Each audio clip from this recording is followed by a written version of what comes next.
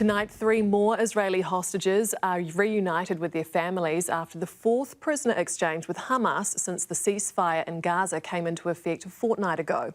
It happened just as US Senator Ted Cruz accused New Zealand of punishing Israeli citizens, referring to news articles incorrectly claiming Israelis must disclose military service details as a condition of entry.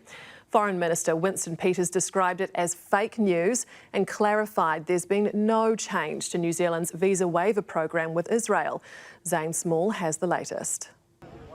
Holding certificates of their release from Hamas, Israeli hostages Ofer Kolderon and Yardin Bibas were freed in southern Gaza. Further north, Keith Siegel, a US citizen, was the 3rd hostage released, in exchange for hundreds of Palestinian prisoners. It was the 4th swap since the ceasefire in Gaza came into effect a fortnight ago. It came days after local news outlets in Israel incorrectly claimed that New Zealand now requires every Israeli to provide details of their military service to receive a visitor visa.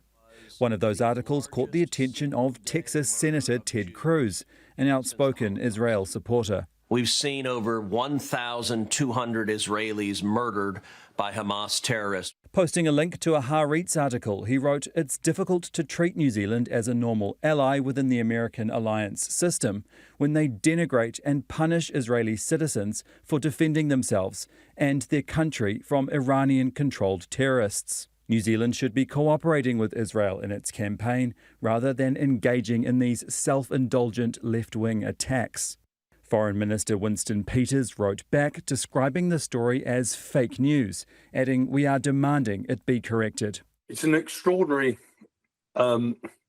incident, and it constitutes quite serious interference in New Zealand's domestic affairs. Cabinet Minister David Seymour also responded to the Senator's post, saying that is not the position of the New Zealand government. We've been clear, all of us, Winston, myself, right across the government. As a government, we welcome Israeli citizens as visa waiver tourists, just like about 40 or 50 other countries.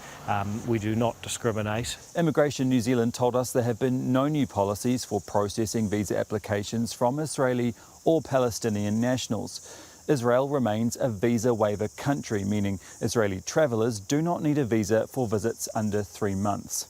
However, they do need to complete an electronic travel authority declaration.